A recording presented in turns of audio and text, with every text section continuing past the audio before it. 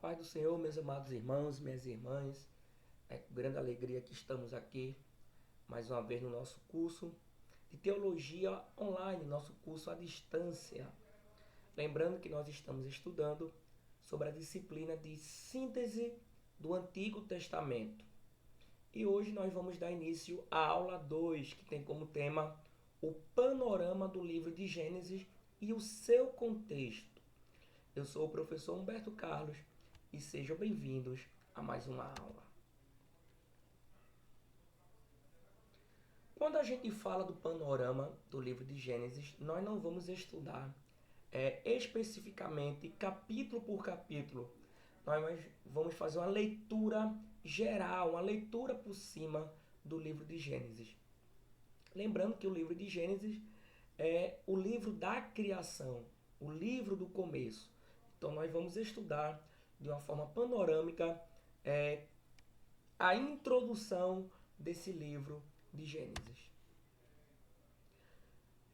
O capítulo 1, versículo 1 de Gênesis vai dizer que no princípio criou Deus os céus e a terra. Lembrando que o livro de Gênesis, pelo menos todo o Antigo Testamento, grande parte dele foi escrito no hebraico. E o que está escrito lá no hebraico é Bereshit bara Elohim Het Hashamarim Veet Haaretz. Ou seja, no princípio criou Deus os céus e a terra. Então, é com esse texto que a gente vai dar início ao nosso panorama. Quando a gente vai fazer uma introdução do livro de Gênesis acerca da sua autoria, é bom a gente salientar que, primeiro, o título. O nome Gênesis vem da Septuaginta. Quando a gente fala Septuaginta, é a versão dos 70 homens que traduziram o Antigo Testamento do hebraico para o grego. Então, essa Septuaginta são esses 70 homens que eram escribas, judeus, especialistas em hebraico, e eles vão fazer a tradução do hebraico para o grego. E dentro da versão que eles colocaram Gênesis, que na versão grega significa princípio, a origem ou o nascimento. Os hebreus, os judeus, costumam dizer que é o livro no princípio, pois designam os livros da lei de acordo com a sua primeira palavra ou frase. Quando a gente coloca lá Bereshit, no hebraico, que é a primeira palavra do livro de Gênesis, significa no princípio. Então, dentro da cultura grega e da Septuaginta, é Gênesis. Mas, para os judeus e hebreus, é no princípio, tá bom? A autoria é de Moisés, no deserto ali por volta de 1440 anos antes de Cristo. É interessante a gente observar que a autoria de Moisés ela é contestada. Nós temos algo chamado de alta crítica e baixa crítica. E essa alta crítica e baixa crítica, eles vão analisar o período e a autoria. Embora alguns vão dizer que Moisés escreveu, mas vai haver uma contestação. Que até o século XVII não havia nenhuma contestação acerca da autoria de Moisés. Porém, vai surgir um homem chamado Baruch Spinoza, em 1671, que vai falar da possibilidade de Esdras, o escriba, ser o autor do Pentateuco e precisamente o livro de Gênesis. Ele vai dizer porque o nome de Deus, que é Yahvé e Elohim, surgiu no período 950 a 850 a.C. Ou seja, é como se que no texto que a gente leu, Bereshit bara Elohim, essa palavra Elohim, Moisés não escreveu Elohim. Lá no original é como se fosse o Criador. No princípio, criou o Criador os céus e a terra. Mas dentro de uma versão agora Esdras, na verdade, vai atualizar algumas situações da Bíblia. Por quê? Imagine hoje nós temos aqui o Google Maps, que vai atualizar o nome de algumas cidades, o nome de algumas ruas. Então é preciso ter essa atualização. Então na época de Moisés, as cidades e os locais tinham um nome. E agora, no tempo agora do exílio, o escriba Esdras vai atualizar. Eu posso dar um exemplo bem aqui para nós. A cidade de Abreu e Lima era conhecida antigamente como Maricota. E com o passar do tempo, houve uma atualização do nome da cidade para Abreu e Lima. Isso também vai acontecer na história quando os holandeses conquistaram aqui Recife, colocaram o nome de algumas cidades, de algumas coisas, e quando os portugueses reassumem, eles colocam o nome de outro local. Então isso se chama de atualização. E Esdras, ele vai atualizar, por exemplo, o nome de Deus, vai atualizar o nome de algumas cidades e o nome de alguns locais. Então isso não significa que Esdras ele vai ser o autor. Esdras, na verdade, vai atualizar a Bíblia do Antigo Testamento, tá bom? Mas a autoria de Moisés é confirmada e nós temos evidências externas e internas. Quando a gente fala de evidências externas, é que a comunidade judaica e cristã atribui a Moisés. O exemplo é que a água é mais pura perto da fonte. Vou explicar isso para vocês. Se nós tivermos uma compreensão, e se alguém já teve a oportunidade de ir até uma fonte de água, da onde tem um olho d'água, da onde jorra a água ela é muito mais pura, ela é muito mais saudável. E quando vem chegar até as nossas casas ou a uma certa distância, ela vai perdendo um pouco da sua cristalidade, da sua pureza, vai perdendo um pouco da sua, vamos dizer assim, da sua autenticidade. A mesma coisa é o Antigo Testamento. Quem está mais próximo da fonte é os judeus. Todo o Antigo Testamento foi escrito por judeus, pelos hebreus. Moisés era hebreu. Então, quem está mais próximo de Moisés e quem escreveu foram os judeus. Então, eles têm muito mais autoridade de falar da autoria de Moisés, pois eles estavam mais próximos da fonte de que era Moisés. Mas aí alguém poderia ficar, mas professor, as evidências externas a gente descarta. Então vamos para as evidências internas. No livro de Êxodo, capítulo 17, eu quero ler aqui o versículo 14, vai dizer assim: Então disse o Senhor a Moisés: Escreve isto para a memória no livro e repete-o a Josué, porque eu hei de riscar totalmente a memória de Ameleque debaixo do céu. Se vocês for para Deuteronômio, para Lucas, para João e para Romanos, todas as evidências internas da Bíblia vão atribuir a autoria do Gênesis ou do livro no princípio a Moisés. Então nós temos o próprio Moisés dizendo que escreveu as evidências internas. Nós temos aqui Lucas, que não era judeu, que era um pesquisador, e no seu Evangelho de Lucas vai atribuir a Moisés. João, que era o discípulo mais amado, que era mais próximo de Jesus, que era judeu, vai atribuir também a Moisés. E nós temos aqui Paulo em Romanos, capítulo 10. Paulo que era um grande estudante da Bíblia. E Paulo também, ele no início não gostava da igreja, dos crentes, depois se converte, e quando ele vai escrever sua epístola aos Romanos, ele também vai atribuir a Moisés. Vai dizer, Romanos 10, versículo 5, Ora, Moisés escreveu que o homem que praticar a justiça, decorrente da lei, viverá por ela. Então, aqui a gente desfaz qualquer constatação acerca da autoria de Moisés. Então, as evidências externas da comunidade judaica e cristã atribuem a Moisés, e a evidências internas escritas no próprio livro e também no decorrer de toda a Bíblia, vários autores vão atribuir a Moisés. Então, o autor foi Moisés.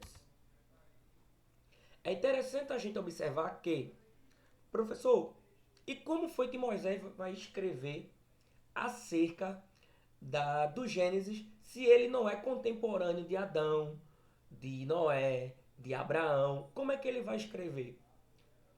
Como é que essa comunicação verbal chegou de Adão até Jacó, até Israel?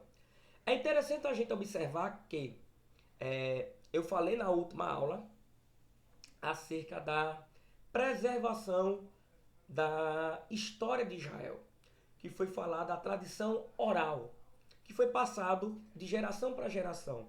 Se nós observarmos, e Adão viveu 930 anos. Se a gente pegar de Adão até Noé, eles foram contemporâneos. É bom a gente lembrar que naquela época, no texto bíblico, as pessoas viviam muitos anos. E nós temos aí Adão vivendo 930 anos e Matusalém, o homem que mais viveu na Bíblia, 969 anos. Então vocês observam que o que foi passado, nós chamamos de tradição oral, foi passado de geração para geração. Então perceba que de Adão até Noé, esses homens viveram no mesmo ambiente. Quando a gente chega de Noé até Sem, o seu filho, também vai ter essa tradição, vai ser passado oralmente o que aconteceu na história. E quando a gente pega de Sem e nós vamos até Abraão, nós também temos uma tradição oral que foi passada de geração para geração. E quando a gente chega de Abraão a Jacó, nós temos também o que foi passado oralmente. E de Jacó até os seus 12 filhos, também foi passado oralmente. Quando a gente chega no período de Moisés, Moisés passa 40 anos no deserto, tendo contato com esses anciões, que tiveram contato com toda essa tradição oral que foi passada para eles. E agora Moisés decide escrever. É quando a tradição oral agora ela passa a ser formal, passa a ser escrita. Então a lei, ela passa a valer como ela é escrita. Então Moisés agora vai escrever para relatar toda a história de Israel. Se atualmente nós temos autores que escrevem 2, 3 livros por ano, ou até mesmo num período de 5 a 10 anos escrevem vários livros, imagine Moisés, 40 anos, no deserto, sem WhatsApp, sem redes sociais, sem nada, com esses anciões, ouvindo as histórias. Então, Moisés passou 40 anos bebendo de uma fonte confiável da tradição de Israel. Então, a tradição que foi passada oralmente de Adão até Moisés foi escrita. Isso a gente chama de credibilidade agora da escrita formal. Ou seja, não basta ser oral, agora tem que ser escrita. Então, é confiável a gente confiar sim na história do Gênesis. Se nós observarmos outras literaturas, vai falar que houve um dilúvio na Terra. Se vocês observarem outras literaturas, vai falar que houve uma grande torre chamada Torre de Babel. Se nós observarmos também, vai falar desse jardim, desse paraíso. Então, ou seja, não é uma história apenas da Bíblia. Outras nações, outras culturas também vai relatar algumas situações que a Bíblia relata. Então a gente pode confiar sim na autoria de Moisés e também dos relatos bíblicos. Qual é o propósito do livro de Gênesis? O livro de Gênesis é a introdução da Bíblia toda. É o livro dos princípios. Gênesis não tem como propósito narrar, vamos dizer assim, doutrinas. Gênesis é apenas mostrar a criação. Deus acima de todos os deuses que se vivia da época, porque até então, numa cosmovisão politeísta, era que todas as entidades, todas as divindades criaram um cosmo, mas no princípio, no livro de Gênesis, nós temos lá Bereshit bara Elohim.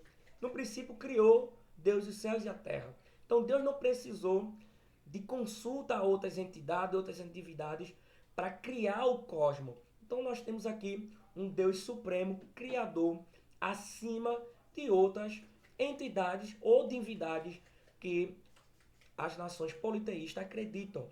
Então Gênesis tem como propósito uma narrativa do Criador, da criação do cosmos, do homem, do pecado do homem e dessa redenção do homem.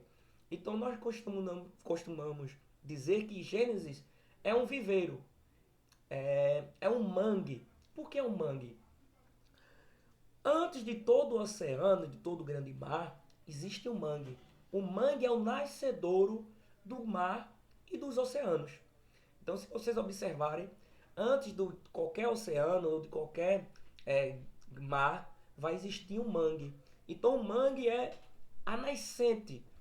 Então, o livro de Gênesis é a nascente de toda história e de toda a Bíblia. Então, é através do livro de Gênesis que nós vamos entender um pouco da história, da redenção, da raça eleita, que é Abraão e toda a sua descendência, tá bom?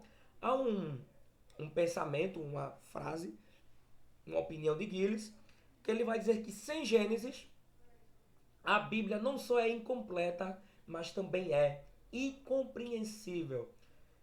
Na opinião de Gilles, é através do livro de Gênesis que a Bíblia vai se completar, vai fazer conexão e a gente vai compreender toda a narrativa da Bíblia, tanto do Antigo como do Novo Testamento.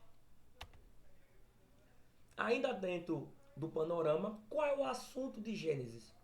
O assunto geral é o princípio de todas as coisas. Porém, à luz da Bíblia, todo o seu tema é Deus começa a redenção escolhendo um povo. O assunto de Gênesis é esse Deus Criador iniciando toda a redenção e escolhendo uma pessoa chamada Abraão para que todas as famílias e nações sejam benditas. O seu conteúdo abrange uma época mais ou menos aí de mais de 4.000 anos antes de Cristo e até hoje. Então a gente tem aqui o estabelecimento de Israel. Nós podemos dividir Gênesis em duas seções. A primeira, do capítulo 1 ao capítulo 11, a história primitiva, que é o começo de tudo, ali na antiga Mesopotâmia, que hoje é o atual Iraque. Então é ali que inicia o Éden, é dali que vai se iniciar o início das civilizações. Do capítulo 12 ao capítulo 50, nós temos a história patriarcal, que vai de Abraão, Isaac, Jacó e José. Então aí nós temos o livro de Gênesis. Você tem que olhar com essa ótica, com essa leitura. Do capítulo 1 ao 11 vai falar a história primitiva e o início de toda a civilização. E do capítulo 12 ao 50, toda a história patriarcal e os antepassados de Israel. Nós temos aqui uma introdução, né? A história primitiva, a criação, que vai o capítulo 1 e o capítulo 2, a queda do homem e as suas consequências, capítulo 3 e o capítulo 4. Nós temos aqui o evento do dilúvio, do capítulo 5 ao 9. Nós temos aqui a dispensação das nações, do capítulo 10 e o 11. Nós temos agora a história patriarcal, que vai do 12 ao 50. Nós temos do capítulo 12 ao 25 a história de Abraão. Do capítulo 25 ao 36 nós temos aqui falando sobre a história de Isaac e Jacó. E depois nós vamos ter aqui a história de José, do capítulo 37 ao 50.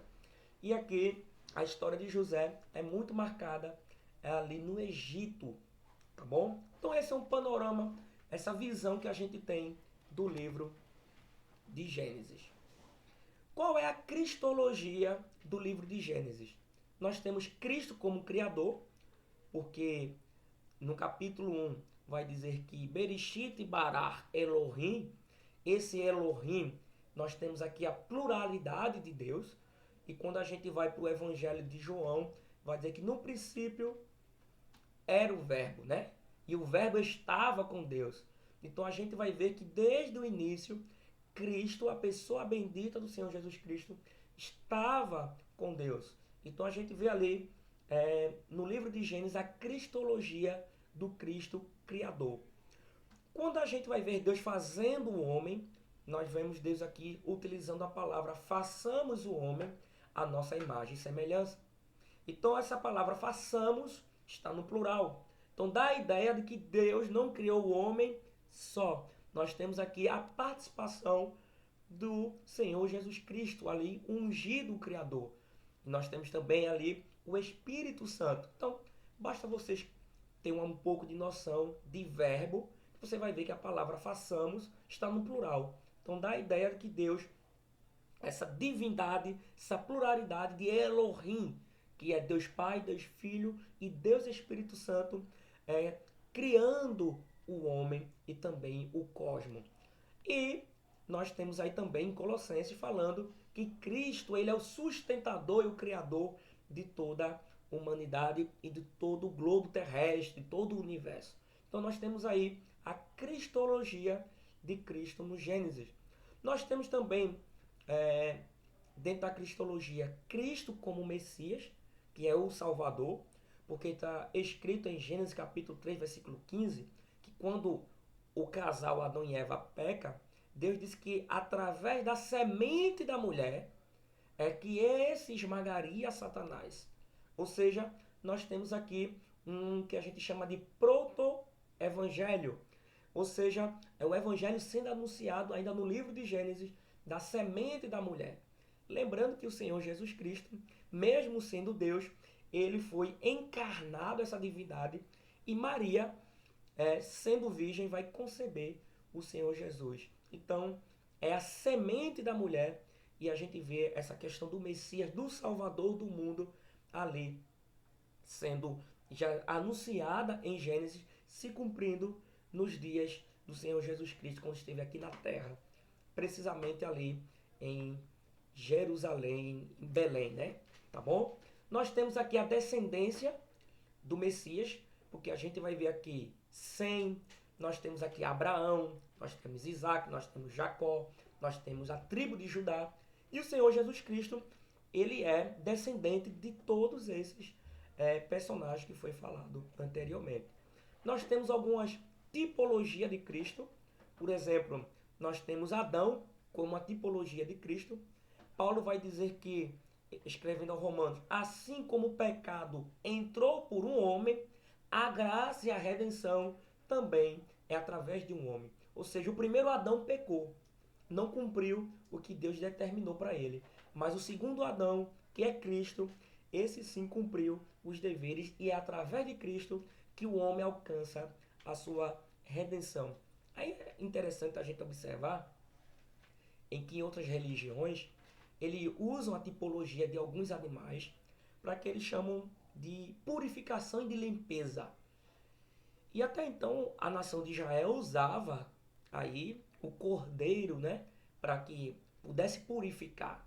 Até hoje na Umbanda, no Candomblé, se usa a figura do animal para essa pureza. Entretanto, a Bíblia vai dizer que Cristo é o Cordeiro de Deus que purifica e que tira o pecado do homem. Então, ou seja, Cristo, a gente vê essa tipologia do Senhor Jesus Cristo como aquele que purifica, aquele que restaura, que reconcilia o homem com Deus. Então, não precisa mais hoje de animais para purificação, é apenas crendo no Senhor Jesus Cristo e a gente vai ser purificado. Não precisa mais matar bode, não precisa mais matar cordeiro. O sangue de Jesus derramado na cruz do Calvário e essa crença nele é o que purifica e perdoa o pecado do homem.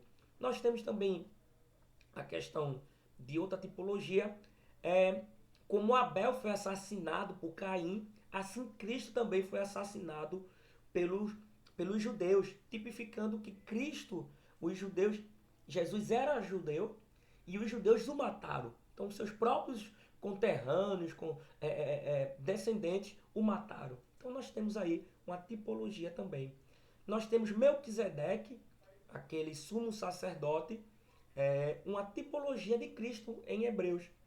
Nós temos José, que foi vendido, que foi humilhado pelos seus irmãos. Jesus também é uma tipologia de José, que foi traído pelos seus conterrâneos. E a gente tem várias tipologias de Cristo no livro do Gênesis. É interessante agora a gente vir para um outro lado, que é entender o contexto histórico. A Bíblia foi escrita, mas a Bíblia foi escrita num contexto. E qual foi esse contexto? Era o contexto chamado de Oriente Antigo ou Antigo Oriente. Giges vai falar que não se pode entender a verdadeira religião sem entender o fundo histórico por meio ao qual chegamos até ela. Eu lembro de uma certa especialização que eu fui e um rabino falou em uma das aulas que eu fiz, que ele diz assim: devemos ler o texto com as duas mãos no texto, olhando o texto e o contexto. O texto é a Torá, é os ensinos, é a vontade de Hashem escrito por Moshe ao seu povo. Ele falava assim. E o contexto é constituído por um conjunto de circunstância, local, tempo, cultura, e a gente precisa compreender. Então, para que se possa compreender a Bíblia, vocês agora estão tendo contato com um conhecimento, vocês agora estão fazendo parte do grupo acadêmico, seminarista. Então agora vocês têm que entender a Bíblia, não só o que está escrito, mas o que está por volta da Bíblia, o seu contexto. E dentro desse contexto, nós temos aqui a antiga Mesopotâmia, que é o berço das civilizações. Na Mesopotâmia ali começa todo Israel. Quando a gente fala de Mesopotâmia, meso quer dizer entre e pântamo quer dizer rio. Então Mesopotâmia é entre os rios. E esses rios, se vocês observarem em Gênesis, é o rio Eufrates, é o rio que nós temos ali em volta ali do Golfo Pérsico, que hoje é o atual Iraque. Sendo que a gente não tem como saber especificamente onde foi o Éden. Mas, segundo a arqueologia e a história, quando se vai estudar o rio Eufrates, esse rio Tigres, tudo fica ali hoje no atual Iraque. Então dali é o berço de toda civilização, tá bom? Então é dali que vai surgir. E qual era o cenário histórico, o ambiente econômico e social do Antigo Oriente? Então, aí é a era do tijolo, quando o homem começa a controlar, a dominar o tijolo e o barro, e aí começam as grandes construções, e daí vai surgir o sedentarismo. O sedentarismo não tem a ver com uma pessoa que não pratica atividade física. No ambiente, sedentarismo dentro da história significa a transição de uma cultura nômade para uma cultura permanente, chamada de ajuntamento. Então, um povo que vivia vagando pelo deserto nômade, quando ele começa a controlar, a dominar o tijolo e o barro, ele começa a construir as cidades. E quando ele começa a construir as cidades, chamamos de sedentarismo, porque eles agora vão ajuntar e ficar num lugar fixo. E aí vai surgir uma complexidade social. Qual é? É que o impacto dessa transição vai ficar com algumas dúvidas. Como conviver num cenário em que essas cidades estão sendo construídas? E daí vai surgir as classes sociais. Daí vai surgir os escravos, os camponeses, artesãos, comerciantes, os escribas, os soldados, sacerdotes, os nobres e os reis. Então, todo o ambiente econômico e social é formado por essa classe social, tá bom? Os escravos são aqueles que muitas vezes faziam o trabalho pesado e que muitas vezes eram obrigados. Os camponeses, quando a gente fala de camponeses, a gente vai envolver aqui pecuária, agricultura, pescaria, tratando disso tudo. Os artesãos são aqueles que já vão, os pedreiros, os artesãos que já vão começar a fazer as roupas, a questão da construção. Os comerciantes, que são esses povo nômade, que normalmente ia, comercializava e também fazia toda essa questão de comércio. Tem os escribas, que seriam pessoas que escreviam a história é, em argila, né, de barro, de tijolo. Nós temos os guerreiros, que futuramente vai se tornar os soldados, que vai manter ali a segurança. Os sacerdotes, eles eram responsáveis por ter o contato com o divino, com as entidades, com o mundo espiritual. Então, muitas vezes esses sacerdotes auxiliavam, né, os reis, né, que eram considerados encarnação ou reencarnações de certas entidades ou divindades. A gente vai ver isso mais no outro cenário, tá bom? Quando a gente chega nesse cenário religioso, é interessante que no início da era primitiva, a religião era monoteísta, acreditava apenas em um Deus. Mas no desenvolvimento dessas cidades, vai agora existir o politeísmo, que é a crença em vários deuses. E eles acreditavam que esses deuses eram supervisores do cosmos e eram capazes de fazer tanto bem como mal aos seres humanos. Então a religião é um meio de obter recompensas terrenas. Então era através da religião e da adoração a esses deuses que vinha a defesa, a proteção, a prosperidade de toda aquela civilização acerca dessa entidade.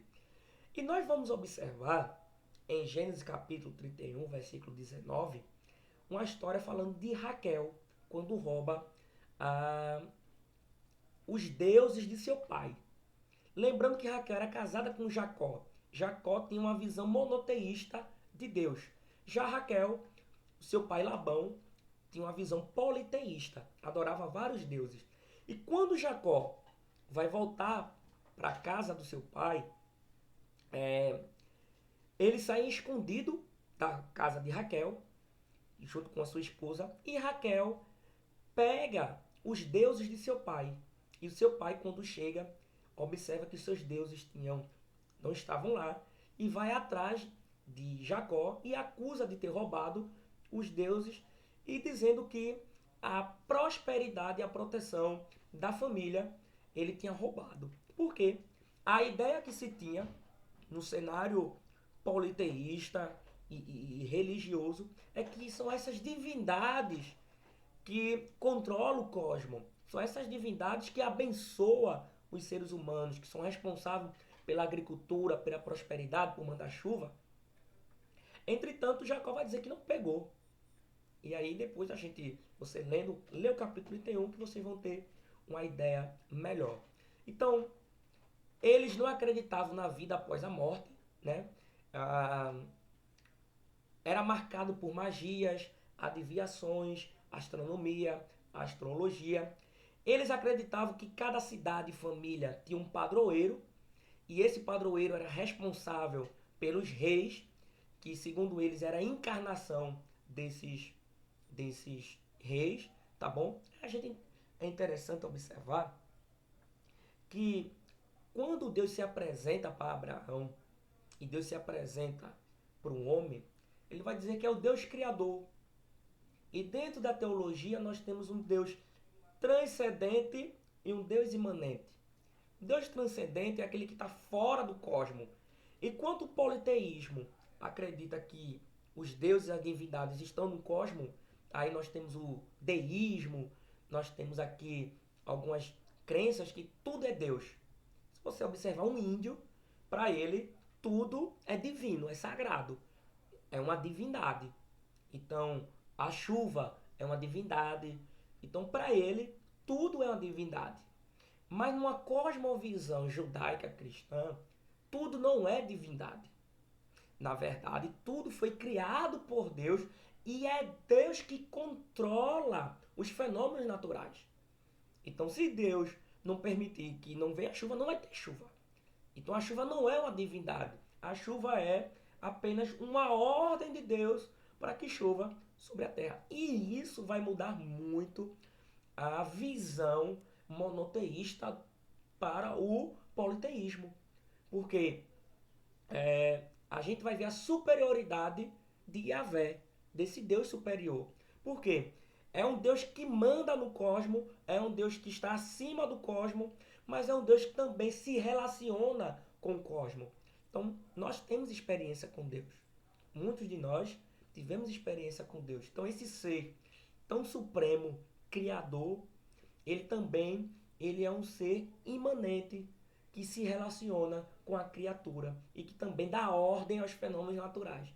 Então, a gente percebe que numa visão monoteísta, Deus é diferente de uma visão politeísta. Não só por ser apenas um Deus, mas é um Deus que comanda e que dá a ordem. E tudo isso vai mudar muito, porque os filósofos vão bater muito nisso. Vai massacrar a religião, porque tudo era Deus, tudo era a religião que mandava. Então, numa visão monoteísta, até os filósofos se rendem a alguns que vai dizer que existe sim um grande arquiteto, existe um ser que controla tudo. Então, para nós, esse ser, esse Criador, é Deus, o Deus de Israel e o Deus que a igreja adora e serve. Então, nós temos aqui, dentro do cenário ainda histórico do ambiente religioso politeísta, alguns deuses mesopotâmicos. Nós temos Marduk, que era o deus principal, Assu, deus dos assírios, Anu, senhor deus ali, né, celeste, Shamash, que é o deus do sol, Enil, deus da terra e do ar, Ea, deus das águas. Nós temos aqui Shatar, deusa do planeta Vênus, da fertilidade, e sim, deus da lua. Perceba que tudo, na visão politeísta, são deuses. Mas quando, na verdade, na visão nossa, é Deus que criou. Faz parte do divino, mas não é o divino. Isso mostra a superioridade de Deus para a crença politeísta, né? E, infelizmente, tem algumas pessoas que não sabem lidar. E a gente deve ter essa visão. A gente não pode ser preconceituoso com quem adora vários deuses politeístas. Porque uma visão é a crença deles. Nós temos a nossa crença, defendemos, mas a gente não precisa atacar e nem muito menos fazer alguma nirrash, que diz a guerra santa. A gente não precisa. O cristianismo não briga. O cristianismo é pacífico. A gente adora, a gente não guerreia. Essa é a diferença do cristianismo para o islamismo, até mesmo para o judaísmo, que tem a sua lei da retaliação. Nós não brigamos, nós não queremos mostrar ou atacamos outras religiões. Nós apenas adoramos e mostramos que existe um Deus criador que comanda tudo. Basta. Quem crê, crê. Quem não crê, não creu. Então a gente precisa respeitar. Então é dentro desse ambiente que Deus vai escolher Abraão. Abraão vem de Ur do Caldeus. E Abraão vem de uma visão politeísta. Então a gente precisa respeitar. Porque quantas pessoas que adoravam tinham uma visão de um mundo politeísta e acabam se convertendo ao cristianismo. Então a gente não precisa guerrear. Então atualmente se matam muito cristão, principalmente ali na janela 1040, né? Ali no ambiente do Oriente. E a mídia não se preocupa de mostrar desses missionários que são perseguidos. Mas se algum outro líder espiritual de outra religião for atacado, a mídia coloca. Então a gente percebe que o cristianismo realmente ele é atacado de várias formas. E a gente não precisa disso. A gente só precisa adorar e continuar pregando o evangelho. Então essa é a nossa missão. Não é guerrear, não é brigar, não é ser preconceituoso, não é atacar. Então, inclusive, eu já falei isso para vocês em outras aulas, a minha família, eu tenho pessoas que têm uma visão politeísta, pelo contrário, se damos muito bem, amamos, e a gente se troca e nunca discutimos religião, porque religião não se discute. Religião é crença, então a gente tem que respeitar a crença. Agora, claro, quem possui a verdade é outra situação. Então, nós temos a verdade para nós, e essa verdade para nós é a Bíblia, e a Bíblia é uma verdade absoluta, então a gente não vai massacrar ninguém, pelo contrário, deixam. Vamos fazer a nossa parte. A nossa parte é espalhar o amor, é dizer que Cristo morreu e é Ele que purifica o pecador e perdoa o pecador. Pronto, isso é o cristianismo. Não é, não é anirracho, não é amirracho, não precisa brigar, não precisa ser homem-bomba, não precisa lutar pela causa santa. A causa santa é pregar e amar o próximo. Foi isso que Jesus deixou para nós. Ainda dentro do panorama, os templos da Mesopotâmia antiga, é interessante a gente observar que esses templos eram o componente central do cosmos. Ou seja, a ideia que se tinha é que o templo era um lugar de descanso da divindade. Ou seja, a divindade, os deuses, quando eles queriam descansar ou eles queriam visitar a terra, eles vinham até o cosmos, eles vinham até o quê? Até o templo. E a adoração servia como uma ligação entre céu e a terra. Por isso, existem tantas leis acerca do culto, da liberdade de culto.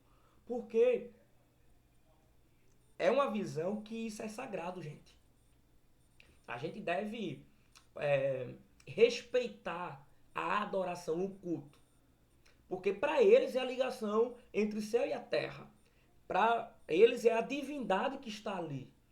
Então tem que se respeitar o que é sagrado para eles, como da mesma forma tem que respeitar o que para nós é sagrado. A gente não precisa quebrar imagem, a gente não precisa estar discutindo. Da mesma forma a gente não pode ser atacado as nossas igrejas. Tem que respeitar a nossa adoração, porque a gente tem essa visão que o templo é o lugar onde a divindade se manifesta, se faz presente. Então, isso era comum. E isso é uma visão é, cultural do Antigo Oriente. É interessante a gente observar também que quando uma divindade ou quando esse Deus descia até o local, era uma descida de descanso e a divindade entre os homens era sinal de livramento, era sinal de bênção e muitas vezes trazia também sinal de punição. Se nós observarmos a Torre de Babel, a gente vai ver que o homem queria criar essas torres porque quanto mais próximo do céu, ele dizia que a divindade não precisava é, ter tanto esforço. Você vê a limitação da mente humana.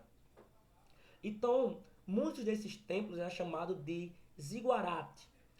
Tinha vários andares e no último andar era o templo. E a gente vai observar. E é interessante que o templo estava num lugar sagrado. Então, o fato da divindade residir no templo exigia um reconhecimento do espaço sagrado. O objetivo era que o templo tinha que ser construído no lugar sagrado. Hoje a briga ali na Palestina é pela terra de Israel, Jerusalém. Porque é sagrado para os judeus e é sagrado para o islamismo. Então o local é sagrado. Então hoje se tem muita guerra por causa disso. E a ideia vem disso. É que o lugar sagrado é o lugar da divindade, escolhido pela divindade. Então por isso eles dizem que é a guerra santa. Lutam pelo esse espaço. Por quê? Se tem a ideia de que esse lugar sagrado era o portal que os deuses passavam para se comunicar. E é interessante a gente observar que em Gênesis capítulo 28, versículo 10, Jacó tem um sonho em Betel que existia uma escadaria que tinha anjos subindo e descendo e que ele viu o Senhor lá. E isso é chamado de portal. Então perceba que dentro do próprio Gênesis, Deus se utiliza desse pensamento politeísta para também mostrar que Deus ele se comunica com o homem, que ele desce até a terra também. E Jacó vai e levanta um lugar ali, um altar, e adora o Deus, e vai dizer que é Betel, que terrivelmente ou tremendamente a divindade foi até ele, se comunicou com ele. Então, o lugar sagrado é muito importante para que seja construído o templo. Então, gente, dentro da teologia, vocês precisam ter essa mentalidade. Eu preciso entender o contexto. E que você vai ver que muitas vezes a narrativa bíblica é uma narrativa politeísta e Deus se utiliza dessa visão para também mostrar que ele é um Deus que se comunica. Então, a gente vai ver muitas coisas relacionadas, tá bom? Então a gente vai ver isso, é normal. E nós temos hoje um lugar sagrado. Hoje o templo e morada somos nós. Quem é sagrado hoje não é nem mais o local, somos nós. Então nós que somos o templo e morada da divindade.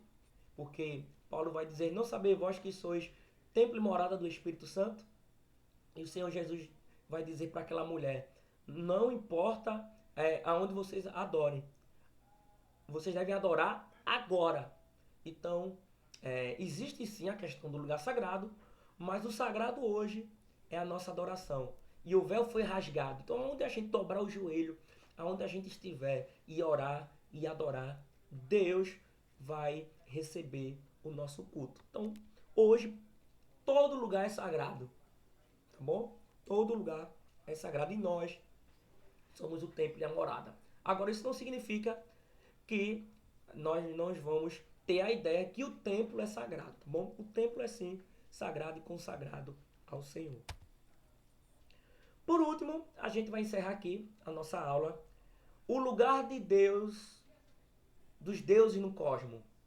Então, eles pensavam que os deuses estavam nos fenômenos naturais, sol, lua e chuva, quando na verdade Yahvé, o Deus que nós servimos, ele não é apenas um Deus que está no cosmos, ele está acima do cosmos, ele controla o cosmos.